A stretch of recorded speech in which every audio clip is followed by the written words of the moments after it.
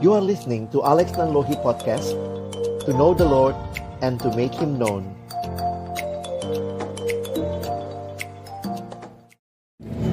Kami datang dalam ucapan syukur pagi hari ini. Terima kasih Tuhan, kami boleh hadir bersama-sama merayakan kelahiran-Mu. Kami telah memuji nama-Mu, kami telah menyampaikan doa kami kepadamu, dan tiba waktunya bagi kami untuk membuka firman-Mu. Karena itu kami mohon ya Tuhan, bukalah juga hati kami. Jadikanlah hati kami seperti tanah yang baik, supaya ketika benih firman Tuhan ditaburkan, boleh sungguh-sungguh berakar, bertumbuh, dan juga berbuah nyata di dalam hidup kami.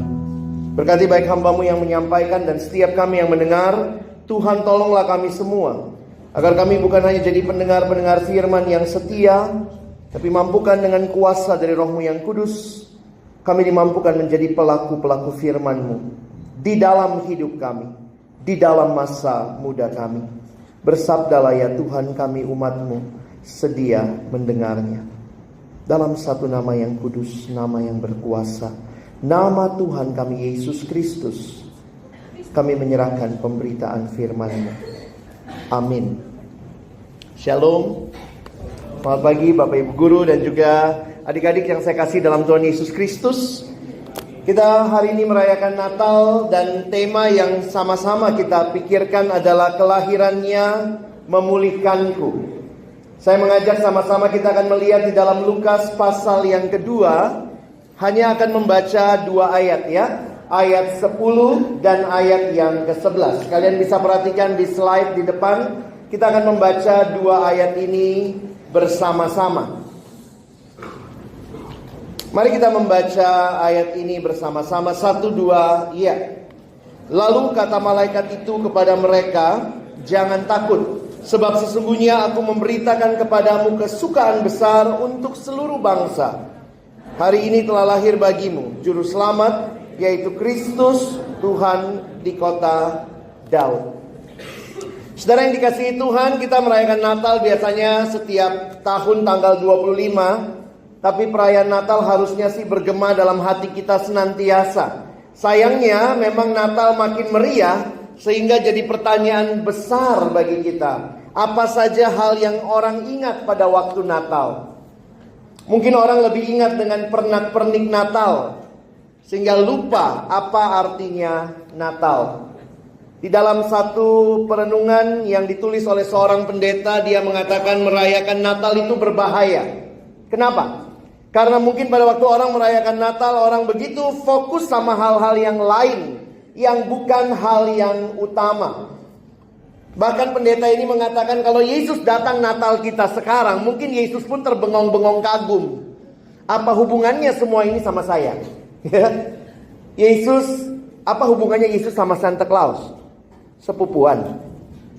Apa hubungannya Yesus sama Rudolph, the red-nosed reindeer? Apa hubungannya Yesus dengan pohon Natal? Apa hubungannya Yesus dengan sekarang siapa? Olaf, begitu ya. Jadi ini menunjukkan bahwa kita tidak menolak kemeriahan Natal. Natal dengan segala pernak-perniknya, berbagai tradisi telah ada sepanjang zaman. Tapi mari jangan lupa, waktu bicara Natal, Natal artinya lahir. Dan siapa yang lahir? Adalah Yesus Kristus. What is the most important thing about Christmas? The most important thing about Christmas is the first 6 letters. C-H-R-I-S-T. Christmas without Christ tinggal mas. Ya. Sehingga mari kita nikmati Natal dengan Kristus sebagai fokusnya. Alex suka kumpul gambar.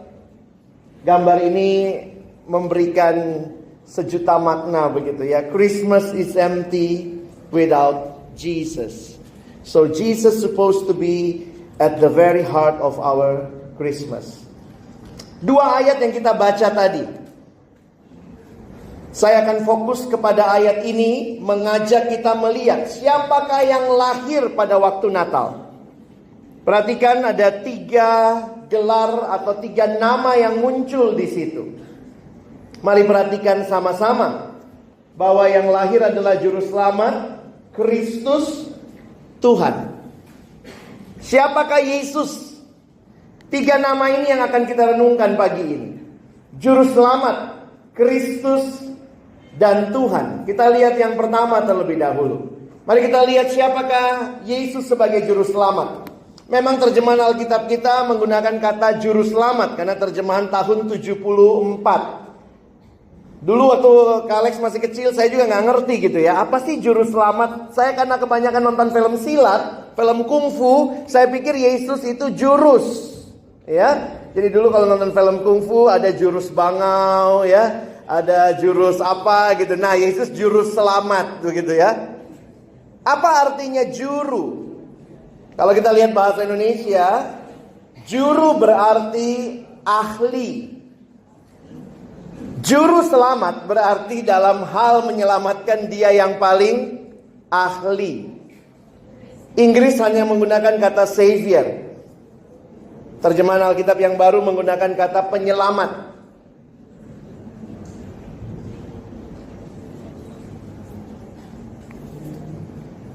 Kenapa dia harus datang menyelamatkan? Kenapa yang datang pada waktu Natal? Kita kadang merayakan Natal, kita lupa apa yang menjadi tujuan dia datang ke dalam dunia. Perhatikan sebentar di dalam berita malaikat tadi. Kalimat ini menarik teman-teman ya. Aku memberitakan kepadamu kesukaan besar untuk seluruh bangsa. Kenapa berita sukacita besar untuk seluruh bangsa? Kalau kita pergi ke mall sekarang, banyak berita sukacita ya. Diskon. Dunia selalu menawarkan berita sukacita. Tetapi pertanyaannya, apakah berita sukacita terbesar bagi seluruh bangsa? Kenapa kedatangan Kristus dikatakan berita sukacita terbesar bagi seluruh bangsa? Mungkin untuk kita mengerti berita sukacita yang terbesar, teman-teman dan saya harus tahu dulu apa berita duka cita terbesar. Sebelum engkau mengerti berita duka cita terbesar, maka waktu dapat berita, belum tentu itu jadi sukacita. Contoh, misalnya Kak Alex bilang begini, teman-teman, semua rapor kalian 9 nilainya, begitu ya. Ini berita sukacita. Saya beritakan semua nilai kalian 9. Tapi ternyata beritanya berlaku hanya untuk misalnya SMA IPK Tomang. Di sana sukacita, di sini bukan sukacita. Banyak berita yang dunia tawarkan itu sukacitanya lokal. Kalau pergi ke mall, buat beberapa orang yang punya duit, biar lihat diskon, mungkin sepanjang tahun nunggu tuh kapan sale-nya. Itu jadi berita sukacita. Tapi kalau orang gak punya duit, lu mau diskon kek apa kek gak peduli begitu ya. Sehingga perhatikan, dunia selalu memberikan berita sukacita yang terbatas. Tapi Yesus yang lahir dikatakan berita sukacita besar untuk seluruh bangsa. Berita sukacita terbesar ini kita harus mengerti dari berita duka cita terbesar. Apa berita duka cita terbesar untuk seluruh bangsa? Di dalam kitab Roma kita belajar itu. Semua manusia berdosa. Perhatikan istilah yang digunakan. Semua, tidak terkecuali. Semua manusia berdosa dan upah dosa adalah maut. Karena itu, waktu Yesus juru selamat itu datang, ini jadi berita sukacita terbesar. Karena masalah terbesar manusia bukan ekonomi. Masalah terbesar manusia bukan kurang pintar. Masalah terbesar manusia bukan kurang makan. Tapi masalah terbesar manusia adalah manusia sudah jatuh ke dalam dosa. Dan upah dosa adalah maut. Teman-teman, kalau kita menyadari berita ini, kita sadar kondisi kita. Saya berdosa. Saya butuh juru selamat. Kalau orang tidak pernah sadar dia sakit, ada 1000 dokter di depannya pun tidak berguna. Betul nggak? Tapi begitu dia sadar, saya sakit, maka satu dokter, mungkin nggak ada dokter, perawat pun akan sangat berguna. Tolong saya. Ini realita manusia yang jatuh di dalam dosa. Kalau kita lihat bagaimana Allah ciptakan manusia awalnya ya.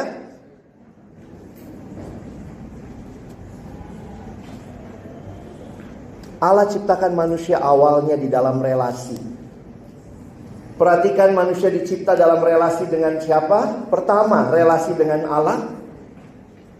Allah ciptakan manusia dalam relasi dengan sesama. Di sana ada orang tua, guru, teman. Manusia diciptakan dalam relasi dengan diri sendiri dan juga dalam relasi dengan alam. Ini relasi yang Tuhan ciptakan. Sehingga kalau kalian perhatikan, kita itu makhluk yang relasional. Semua drama tadi yang kalian lihat, relasinya cuma hal ini. Dengan Tuhan, dengan sesama, dengan diri sendiri, dengan alam. Karena itu jangan heran, ketika Alkitab mengatakan dosa, dosa begitu rupa dikatakan meleset dari sasaran. Istilah yang digunakan adalah hamartia. Hamartia di dalam Alkitab adalah missing the mark, meleset dari sasaran. Harusnya manusia mengasihi Allah, menyembah Allah, mengasihi sesama, menerima diri, dan memelihara alam. Tapi di dalam dosa, semua relasi itu rusak. Rusak relasi manusia dengan Allah. Tapi juga rusak relasi manusia dengan sesama. Perhatikan relasi-relasi yang Tuhan sudah berikan dalam hidupmu. Kalau kalian boleh list, kira-kira seperti apa relasi itu? Kalian coba gambarkan begini. Ada relasi antara suami sama istri. Tadi kita lihat. Ada relasi orang tua anak. Ada relasi majikan pekerja. Ada relasi guru sama murid. Ada relasi antara laki-laki dan perempuan. Ada relasi antar sahabat, antar kekasih, dan seterusnya. Relasi ini rusak di dalam dosa. Apa yang terjadi? Harusnya manusia saling mengasihi. Suami mengasihi istri. Itu kan harapannya ya. Itulah tujuan Tuhan cipta kita. Teman mengasihi teman. Tapi apa yang kalian lihat tadi sudah menggambarkan semua yang saya mau sampaikan. Ini yang terjadi. Di dalam dosa manusia saling menyalahkan, saling mengeksploitasi, bahkan saling membunuh. Mungkin tidak semuanya membunuh dengan membunuh fisik, tapi kata-katamu, kalimat-kalimatmu, membuli teman, menjadi satu cara kamu membunuh karakter orang.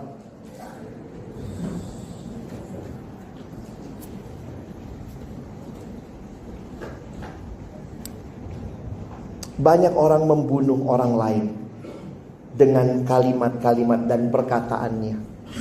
Perhatikan di dalam dosa, manusia menjadi segala-galanya. Ini dari kapan? Dari Taman Eden. Kalau kita balik ke Taman Eden, lihat akar dosanya adalah manusia merasa dirinya lah yang paling penting. Aku yang paling penting. How do you spell sin? S-I-N. Ada yang mengatakan, what is sin? Sin is the I in the center. Aku yang paling utama. Yang penting aku puas, aku senang, aku untung, aku aman. Akulah segala-galanya. Ini yang dosa lakukan dalam hidup manusia. Perhatikan, dosa merusak relasi. Kenapa? Karena manusia diciptakan dalam relasi. Begitu manusia mengutamakan diri, yang paling penting aku, dan aku. Dan sifatnya dosa, saudara, membelenggu. Ada banyak hal dalam hidup, itu baik. Tapi begitu kita terjebak di dalamnya, itu menjadi ikatan yang mengerikan. Saya pikir banyak hal yang buruk pastinya. Kalau terikat dalam hal yang buruk juga ngeri. Tapi belakangan saya melihat juga hal-hal yang baik begitu kita terikat kepadanya itu jadi ngeri juga. Kalian kasih contoh ya, hati-hati dengan, sekarang kita bicara banyak tentang kecanduan, addiction, ya. You have to watch your addiction. Kalau yang jahat-jahat, yang ngeri-ngeri ya, kayak begini. Ada orang yang addict sama minuman. Ada yang addictionnya mungkin rokok. Ini dimulai dari mana? Banyak yang mulai dengan coba-coba. Awalnya nyoba-nyoba, lama-lama terikat. Seorang siswa saya tanya, kenapa kamu coba-coba rokok? Iya kak, supaya dibilang jantan. Oh, kau ayam ya? Kok bicara jantan? Kenapa? Pergumulan anak remaja, identitas. Saya pingin dipandang, saya pingin berharga. Carinya dari rokok. Saya bilang ingat, Tuhan ciptakan kamu berharga. Tanpa rokok itu kamu sudah berharga. Dosa memang membuat kita bodoh ya. Dosa bikin kita goblok teman-teman. Kadang saya mikir gitu ya, coba kalau kalian jadi Tuhan ya, coba tukar tempat sebentar sama Tuhan. Manusia ini banyak maunya. Mau Tuhan tapi juga mau dunia. Coba kalian bayangkan kalau kalian jadi Tuhan. Doanya gitu ya. Coba kita doa sama Tuhan. Tuhan berikan aku kesehatan, tapi coba-coba rokok. Gimana caranya? Kita sukanya maunya gini, Tuhan saya ngerokok tapi gak kenapa-napa. Orang banyak terikat dengan hal-hal yang mengerikan. Judi, minuman keras, dan beberapa orang mulai coba narkoba. Nah ini mengerikan. Tapi saya percaya di sini gak ada yang seperti ini ya. Mungkin keterikatan kita terhadap hal baik, hal-hal yang baik, tapi begitu kita terikat terlalu dalam jadi mengerikan. Kita menyalahgunakan. Ini namanya smartphone. Tapi banyak orang terikat di smartphone-nya. Katanya ini telepon pintar, tapi yang makainya goblok.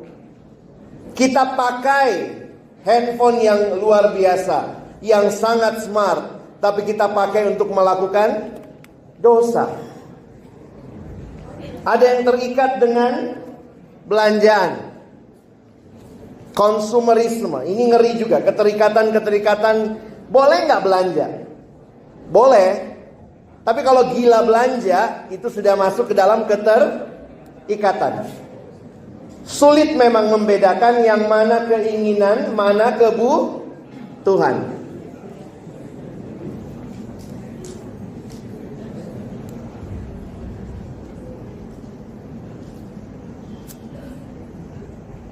Kalex belajar periklanan waktu kuliah dulu.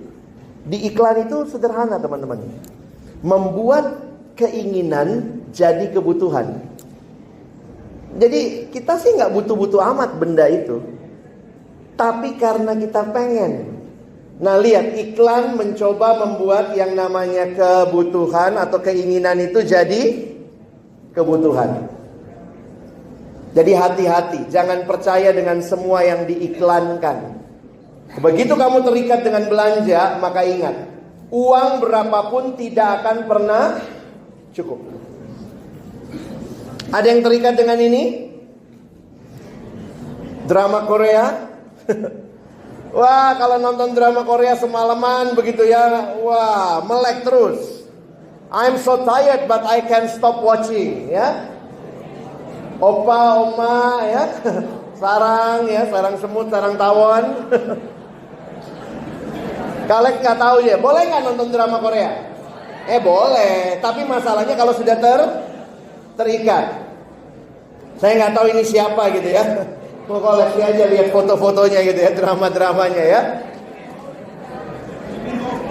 Banyak anak remaja sekarang terikatnya bahkan sampai emosional. Dia yang putus di drama, kamu yang nguring-nguringan sepanjang hari di kelas. Apa hubungannya begitu ya? Tapi itulah realitanya. Film bikin kita baper. Yang cowok juga nggak kalah ya. Nih, game online. Ini hanya mewakili. Ada banyak hal. Boleh nggak main game? Boleh dong. Masalahnya kalau sampai kecanduan. Ini juga, hati-hati dengan pornografi. Hati-hati. Survei, perhatikan bentar ya. Di zaman saya remaja, surveinya begini.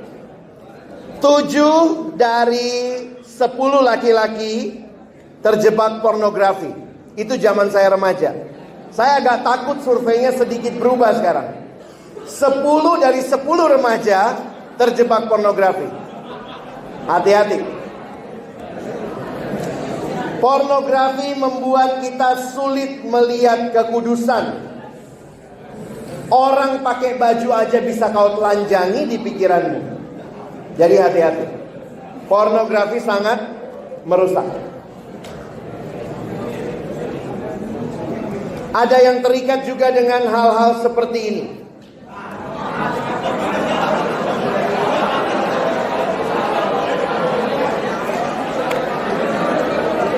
Teman-teman, akarnya apa? Kalian lihat akarnya sederhana. Balik lagi, masalah relasi. Beberapa teman yang saya layani terikat dengan hal seperti ini. Beberapa mengatakan saya sulit terima orang tua saya. Ada juga yang karena melihat mamanya dipukulin papanya, dia jadi benci sama laki-laki. Dia perempuan, dia benci sama laki-laki, jadinya kemudian mulai tertarik sama sesama perempuan. Ngeri. Ini juga realita yang harus teman-teman waspadai. Sex before marriage. Ini jadi ikatan banyak anak remaja sekarang. Puji Tuhan, saya harap di sini tidak terjadi. Perhatikan. Banyak orang buka kado sebelum ulang tahun. Ingat ya, save it for marriage.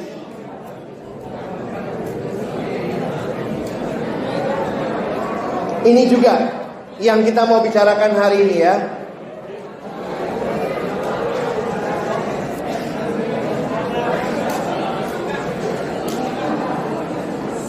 Teman-teman, saya tidak tahu latar belakang pergumulan hidupmu dan keluargamu.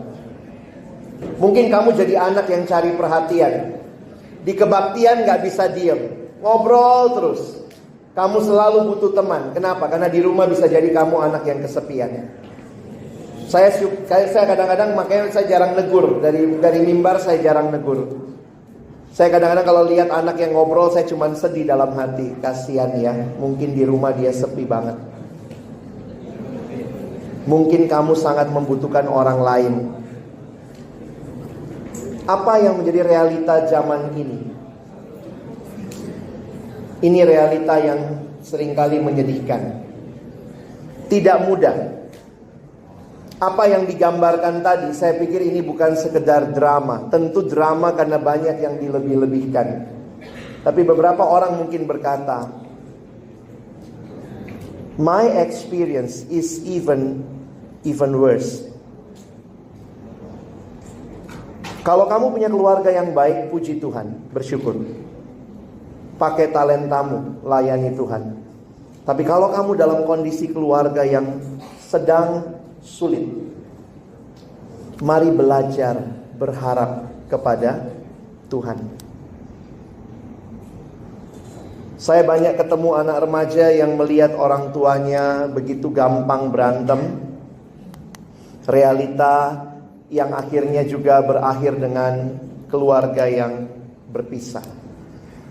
Saya mau ingatkan, kalau kamu punya pergumulan keluarga, ingat satu hal. Dengar kalimat Kak Alex baik-baik ya. Kamu berharga di hadapan Tuhan bukan karena kondisi keluargamu seperti apa.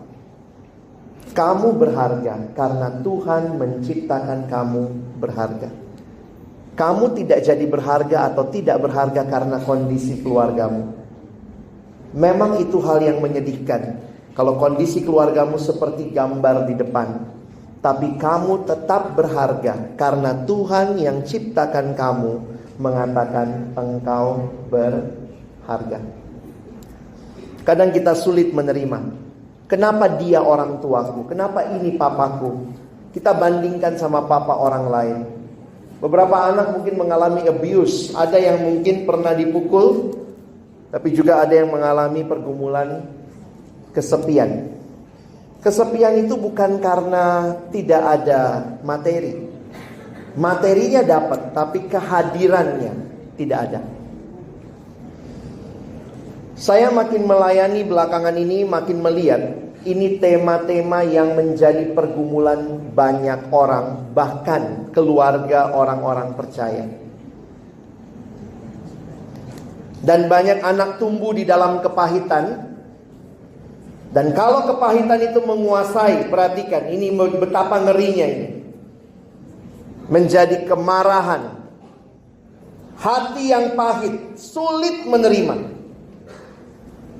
Saya harus katakan itu juga salah satu bentuk keterikatan dosa. Loh, emangnya mesti nerima kondisi keluarga kayak begini? Harusnya kita melawan dong, Kak. Nanti saya coba jelaskan. Tapi saya mau kita lihat dulu realitanya. Is this your reality? Kalau ini realitamu, kau butuh Yesus. Saya butuh Yesus karena saya tahu realita diri saya. Saya terjebak dengan pornografi dari kelas 5 SD. Saya mengalami pergumulan yang sulit menerima diri saya. Keluarga saya tidak ada masalah. Tapi ternyata saya punya masalah relasi dengan papa saya. Sulit untuk berkomunikasi. Ketika papa saya menolak apa yang saya minta, saya punya hati yang pahit. Dan kemudian itu tumbuh ternyata jadi pergumulan. Ketika saya mau jadi hamba Tuhan, yang menolak saya jadi hamba Tuhan adalah papa saya. Tambah marah lagi saya. Saya mau melayani Tuhan kok, kenapa tidak boleh? Jadi itu jadi pergumulan yang besar.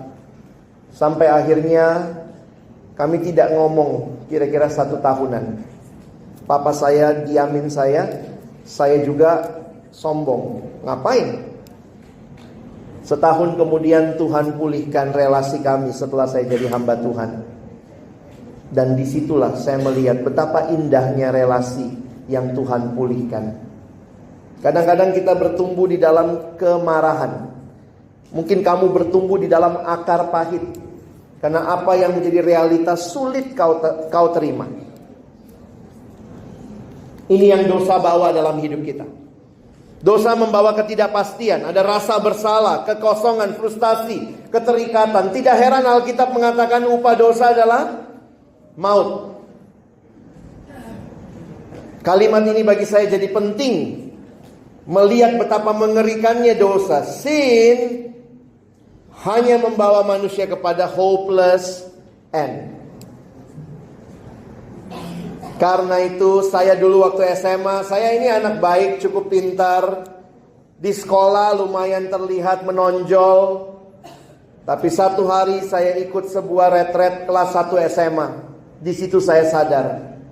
Saya tutupi semua. Saya merasa tidak butuh Tuhan, tidak butuh juru selamat. Saya kuat, saya bisa. Saya IP-nya, saya sekolah, raportnya bagus. Tapi di titik itu saya jadi melihat. Tuhan, saya butuh juru selamat. Saya punya banyak kepahitan. Saya punya banyak keterikatan. Sin akhirnya cuma hopeless end.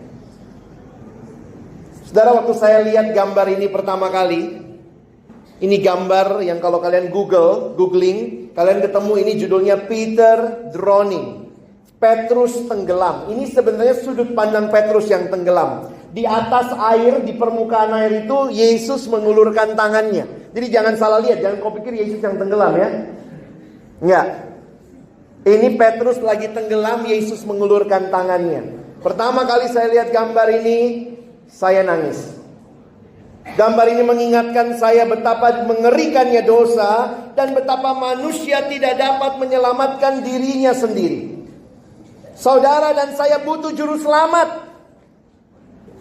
Kalau kau pikir kau bisa menyelamatkan dirimu sendiri, maka ganti titlemu jadi juru selamat.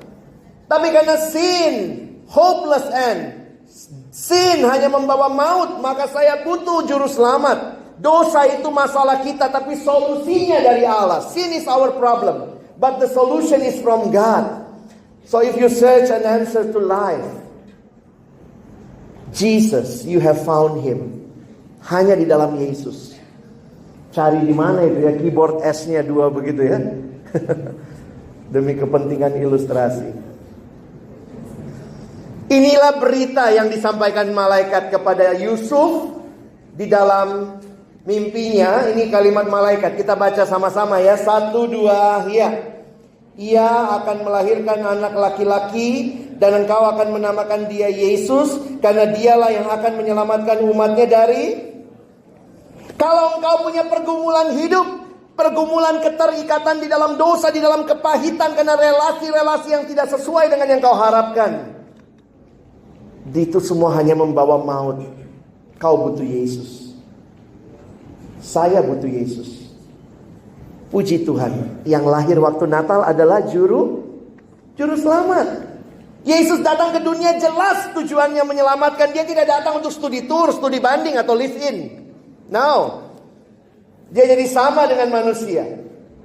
Karena itu dekorasi Natal yang paling berkesan bagi saya sampai hari ini, dekorasinya paling sederhana, dibuat oleh salah seorang teman saya. Itu dekorasi paling sederhana yang pernah saya lihat, tapi paling penuh makna. Dia gambarkan begini. Ini kira-kira saya gambar ulang ya. Di sisi kiri panggung dia gambar palungan. Lalu ada jalan lurus, di sudut kanan panggung dia gambar Bukit Golgota.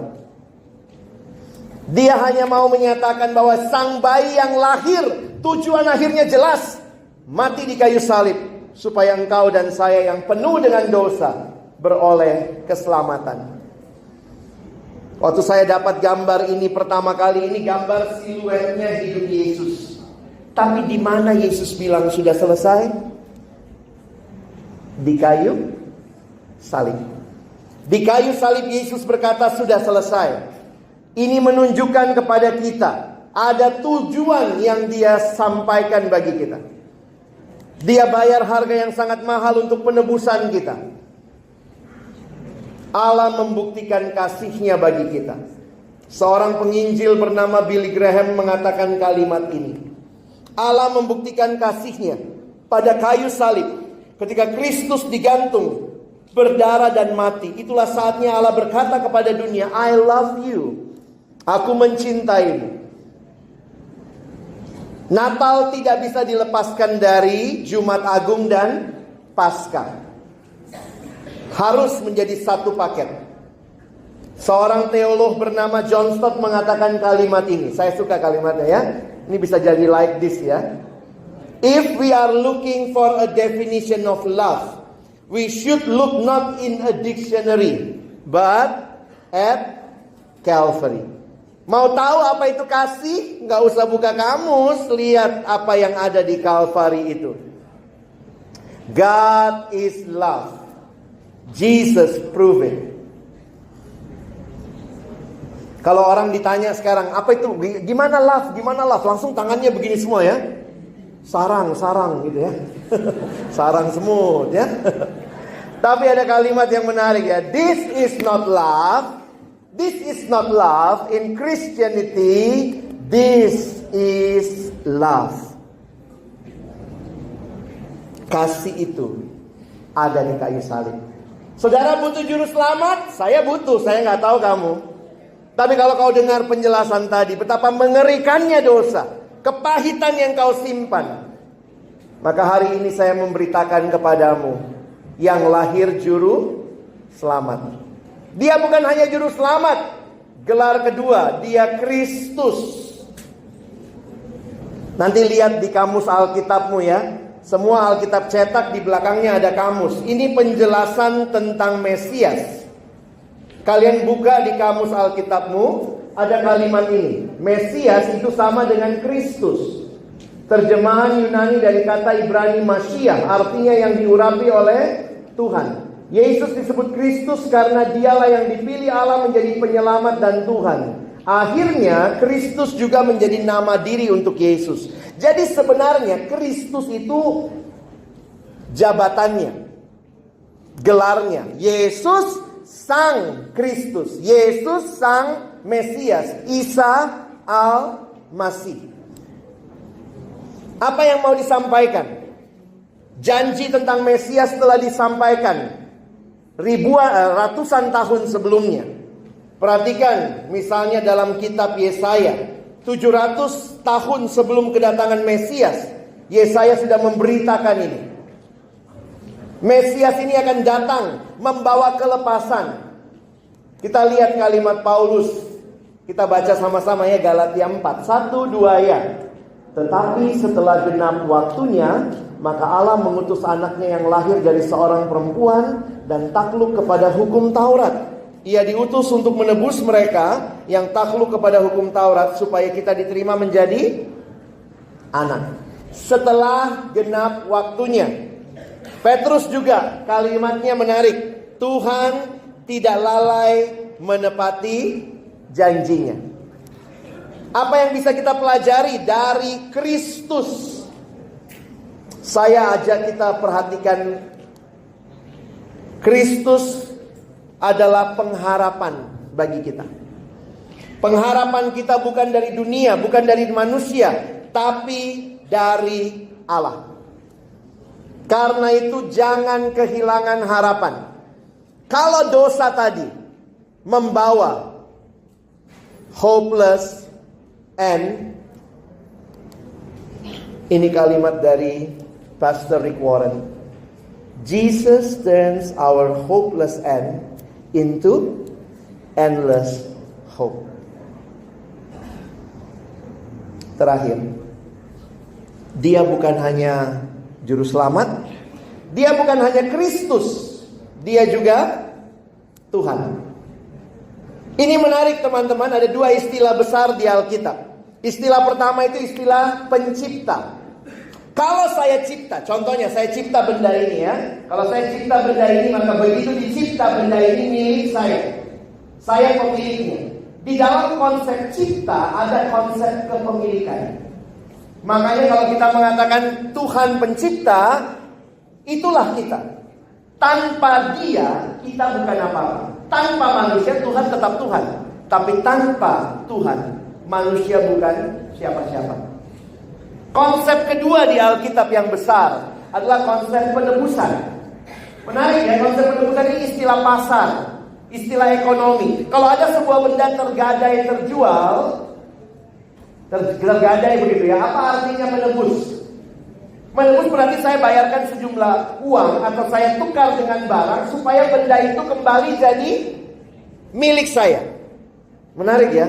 Di dalam konsep penciptaan dan konsep penebusan, dua-duanya ada konsep kepemilikan. Kalau saya dicipta Tuhan, saya milik siapa? Milik Tuhan. Kalau saya ditebus Tuhan, saya milik siapa? Milik Tuhan. Karena itu ini menjadi satu tanda. Ini kalimat Abraham Kuyper yang pernah jadi Perdana Menteri di Belanda. Dia mengatakan, there is not a square inch in the whole domain of our human existence over which Christ, who is sovereign over all, doesn't cry mine. Kalau betul dia Tuhan atas hidupmu, maka seluruh hidup kita harusnya kita persembahkan kepada dia. Christ is either Lord of all, or he is not Lord at all. Apakah Yesus mau jadi nomor satu di hidup kita? Saya kaget waktu baca satu buku. Dia bilang Yesus tidak mau jadi nomor satu di hidup kita. Loh kok bisa? Seorang bernama Kyle Idleman menulis, Yesus mau jadi satu-satunya, bukan nomor satu. Tidak boleh ada saingannya. Kalau dia Tuhan, maka tidak ada Tuhan-Tuhan yang lain dalam hidup saya. Bukan uang Tuhan saya. Tadi mamanya Violin mau ke kantor cari duit. Tuhan, kadang-kadang uang jadi Tuhan. Kadang-kadang relasi jadi Tuhan. Dan ngeri sekali. Serahkan kendali hidup kepada Tuhan yang sesungguhnya. Bukan Tuhan yang lain, Tuhan yang palsu. Bukan aku tuannya, tapi Yesus. Ada satu buku yang ditulis Kyle Idleman tadi ya. Judulnya apa? Kalau Yesus jadi Tuhan dalam hidupku, maka aku harus turun tahta. Dia tulis buku The End of Me. Bagus ya, gampang diingat. Tidak mungkin ada dua raja duduk di tahta yang sama. Satu harus turun. Kalau Yesus sungguh-sungguh Tuhan, berarti dia raja. Maka di hatiku, di tahta hatiku, aku tadinya berkuasa. It's my life, ini hidupku, aku yang atur. Sekarang no, aku turun tahta. Kenapa? Dia penciptaku, dia juga penebusku. Bisa paham ya? Jadi hari ini saya mau ajak kita rayakan Natal. Bagaimana kita merayakan Natal? Kak Alex pernah datang satu acara Natal, lalu MC-nya bilang begini ya. Ini udah selesai ibadah, selesai perayaan, lalu MC-nya bilang begini. Baik saudara, kita tiba pada acara puncak kita malam ini, yaitu makan malam bersama. Ya ampun, saya pikir bukan khotbah saya puncaknya ya. Makan malam ini puncaknya. Kalau Natal cuma tentang makanan, we miss the point of the whole Christmas. Ada lagu bilang begini. Hai dunia, gembiralah dan sambut rajamu. Di mana sambutnya? Di hatimu, terimalah. Kalau Natal tentang makanan, ganti lagunya. Hai dunia, gembiralah dan sambut makanan. Di perutmu, terimalah makanan yang banyak, makanan yang banyak. Sayangnya Natal bukan tentang makanan. Kalau Natal hanya membawa perubahan berat badan, you miss the point of Christmas. Natal harusnya membawa perubahan hidup. Christmas is not so much about opening presents as opening our hearts. Buka hatimu. Ada lagu yang menarik ya. Lagu tentang Natal dan hati kita.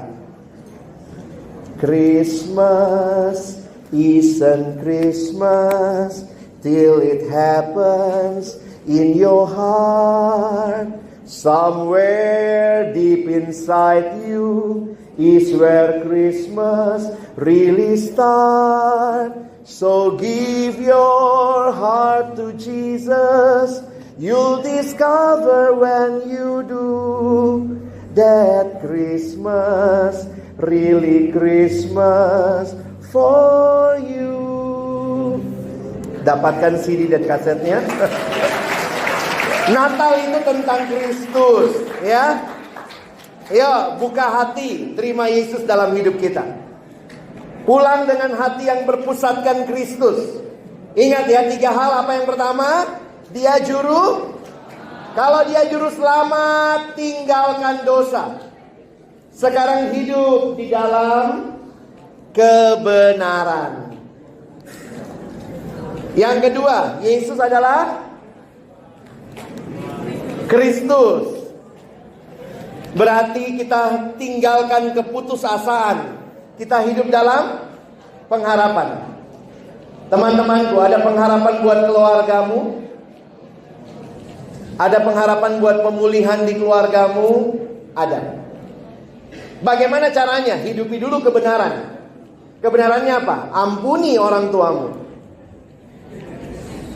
Kadang-kadang kita mau pemulihannya, tapi kita tidak siap ambil bagian. Kita masih hidup dalam dosa. Dosa itu apa? Saya benci. Kalau benci itu pengennya pukul, bunuh kalau perlu.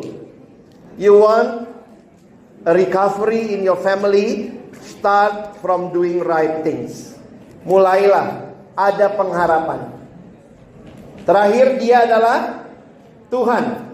Mesti berubah hidupnya. Tadinya self-centered, sekarang harus God-centered. Why? Ini Natal yang sesungguhnya. Kalau orang pulang rayakan Natal, tidak tinggalkan dosa.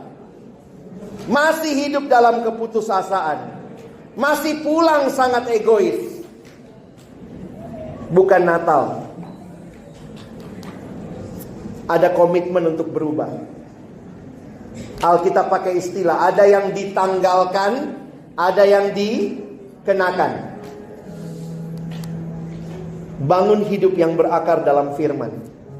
Mulai dari kalian remaja. Cintai firman Tuhan.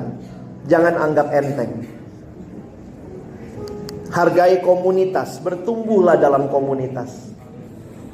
Ini jadi kesempatan. Dan harus ada hidup yang berbeda dengan dunia. Caramu belajar. Bapak Ibu juga dalam cara bekerja.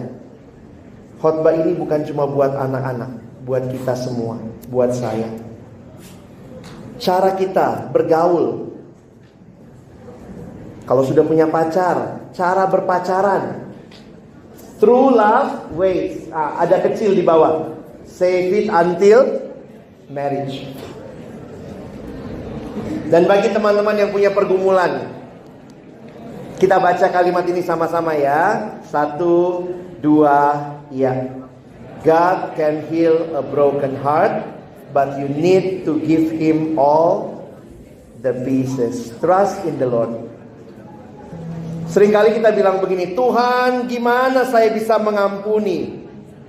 Sangat sakit hatiku.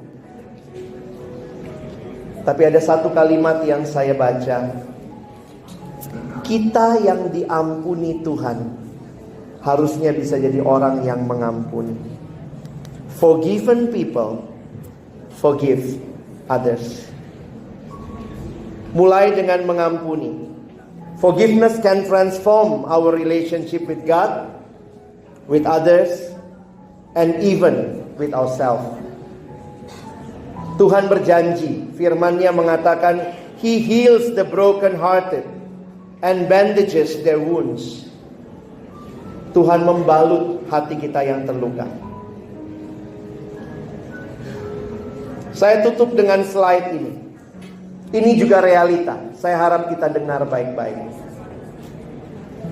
Ada kalanya Tuhan tidak ubah situasinya. Kau pulang ke rumah, tetap orang tuamu berantem. Kau pulang ke rumah, tetap lihat orang berantem. Kau sendiri sulit menerima. Tapi kalau kau serahkan hidupmu kepada Tuhan, maka mungkin yang pertama-tama Tuhan ubah adalah dirimu. Sometimes God doesn't change your situation because He is trying to change your heart. Masih punya orang tua? Masih punya koko cici, dedek di rumah? Masih punya kesempatan ketemu bapak ibu guru? Sulit mengasihi. Tapi mari mulai belajar dengan hati yang mengasihi. Mungkin Tuhan belum ubah mereka dulu, tapi yang pertama Tuhan ubah kamu. Kasihi mereka, cintai mereka, doakan mereka. Pertanyaan terakhir, bagaimana dengan saudara? Mari pulang dengan Natal yang menjadikan Yesus sebagai juru selamat, Kristus Tuhan. Mari kita berdoa.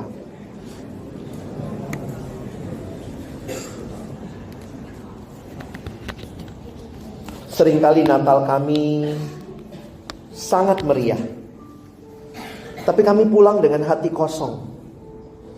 Natal kami sangat banyak kemeriahan.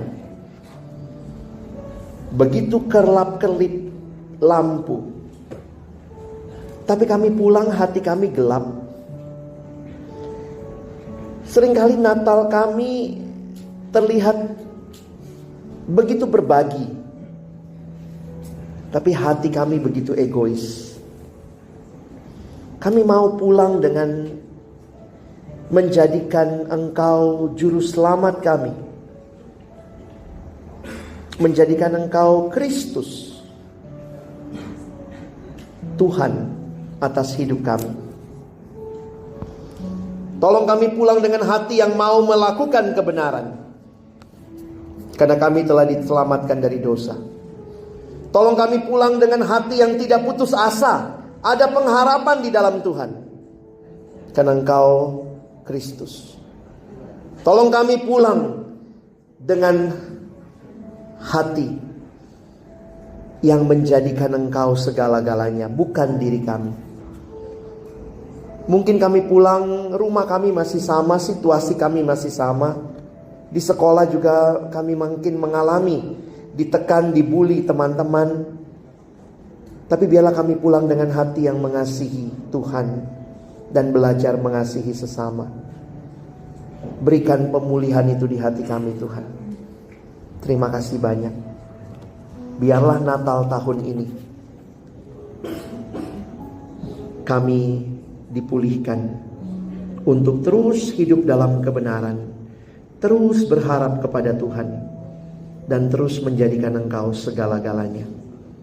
Tolong kami bukan cuma jadi pendengar firman, kami mau jadi pelaku-pelaku firman-Mu.